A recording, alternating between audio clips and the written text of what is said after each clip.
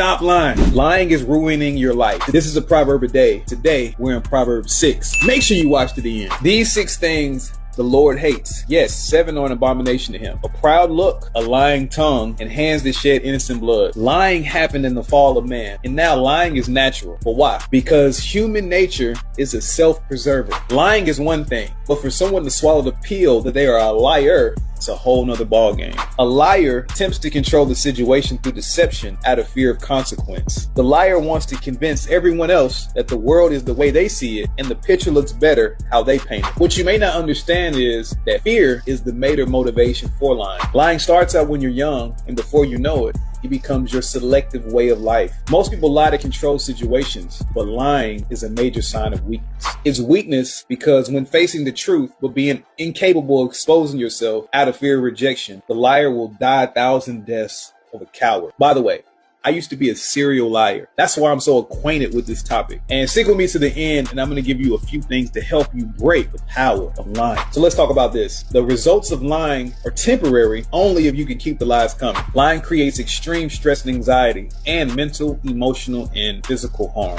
Lying creates compartmentalization, split personalities, and spiritual strongholds. And you say, what's a stronghold? I'm glad you asked. A stronghold is a warfare term that means a small, strategic, and organized place that an enemy has set up their operations inside the enemy's camp. So the devil, the father of lies, uses lies to get a person to come in agreement with, only to occupy that space out of their soul and reinforce the lies agreed upon, thus turning the person into a liar because they believed a lie. God hates the lying tongue because he never intended us to live outside of the truth. Jesus is the way, the truth, and the life, and the express image of God, literally transparent, and he desires us to live with the same freedom, living our life in the light.